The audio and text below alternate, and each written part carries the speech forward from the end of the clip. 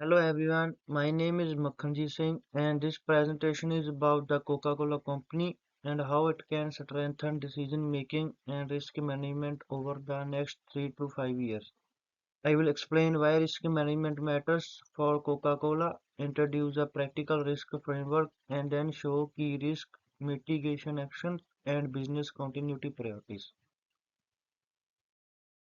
Here is the structure of my presentation. First, I give a short company overview. Then I explain the importance of risk management. After that, I present the risk management framework using ISO standards. Next are the recommendations for next 3 to 5 years. Then I show the risk matrix, risk register, and risk mitigation strategy table. I also include a business impact analysis to show critical assets and recovery priorities. Finally, I close with the conclusion and references. On this slide, I am giving a quick overview of Coca-Cola position. Coca-Cola is one of the strongest global consumer brand and it stands for confident long-term decisions. First chart show global brand value from 2019 to 24. This suggests the brand is resilient and continue to hold strong value, which help with the pricing power and customer loyalty. The slower growth from 2023 to 2024 also suggests the brand is becoming more mature. So future growth depend more on innovation, product mix and execution. Second chart show revenue share by operating segment in 2024. North America is the biggest share which creates some dependence on mature market. The diversification help reduce risk because the company is not relying on one region only. The purpose statement also reminds us that Coca-Cola aims to refresh the world and make a difference, which link well to sustainability and responsible operations. The slide explained why risk management is not just a compliance activity but a strategic advantage. First, it protects brand reputation and brand value. For Coca-Cola, reputation is extremely important because trust drives sales, partnerships, and long-term growth. Second, risk management improves strategic agility. When risks are identified early, leaders can make faster data-driven decisions. Third, Coca-Cola operates in many countries, so it faces global complexity like climate pressure, political instability, and changing regulations. Strong risk management helps the company respond early, reduce damage, and also find opportunities in the middle of uncertainty.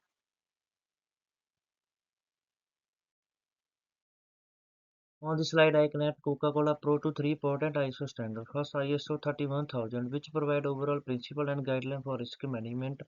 Second is ISO 22301, which focuses on business continuity. This is critical because the Coca-Cola needs strong recovery planning if disruptions happen like climate disaster, conflict, and transport delays.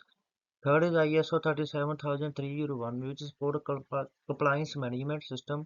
This is important because Coca-Cola must follow evolving rules. Together, these standards support a full cycle, so decision making becomes more structured and more reliable. The slide is the future plan. I will explain each recommendation and why it matters. First, Coca-Cola should deploy a one-driven supply chain alert. Predictive tools can spot disruption signal early, like delay shortages. Coca-Cola should elevate water resilience, especially in water-stressed regions. Water is core input and limit on extraction can reduce production capacity. Third, Coca-Cola should diversify critical ingredient sourcing so it is not depending on one region for key materials.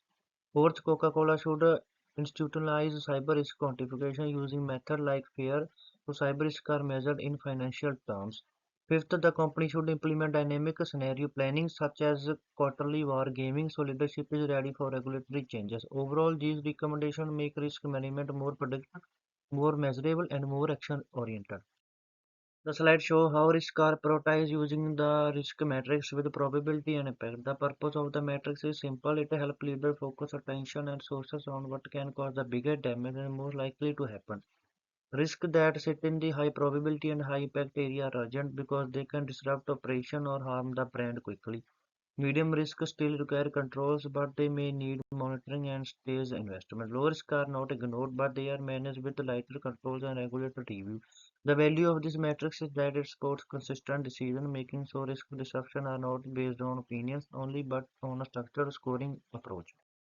Now I move to the risk register, which lists key risk with probability, impact score, and ownership. The highest priority risk here is water regulatory shift with the very high score if water permit become tighter in stress regions. The second major risk is supply chain fracture driven by geopolitical issues and trade coriander disruptions.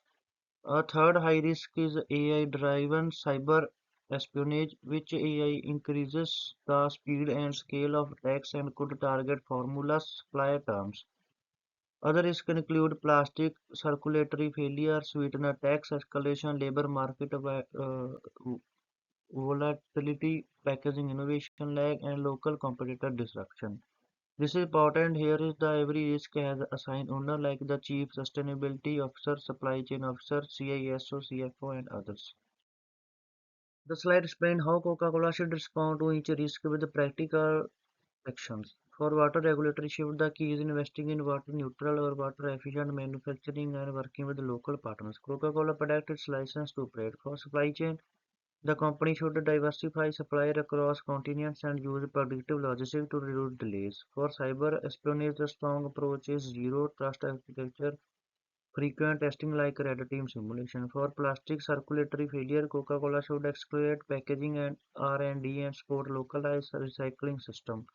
For labor, volatility, upskilling, and flexible work can support execution. For packaging innovation and local competition partnership, faster local launches, the stronger market response. The message that risk control should reduce probability, reduce impact, or both while also supporting business growth. The slide is about business continuity using a business impact analysis. For example, a command center platform for crisis management has a very short recovery time. A highly sensitive asset like the secret formula was also recover quickly because it core intellectual property. Systems like SAP ERP are essential for order, finance, and procurement. The logistic grid and concentrate plant also have clear recovery. The value of the slide is that it turns continuity planning into clear operation targets so Coca-Cola can protect the most important business function during major events. To conclude, the main theme is that Coca-Cola should integrate proactive risk intelligence into execute decision making over the next 3 to 5 years. My three forward-looking recommendations: first, scale AI-driven supply chain analytics to predict disruption early and improve logistic decisions. Second, move toward water-positive operation in high-stress regions to protect production. Third, strengthen cyber risk quantification and prioritization so investment decisions are based on financial impact and business value. These actions Coca-Cola can make faster, smarter decisions while protecting operations, brand reputation, and long-term competitiveness.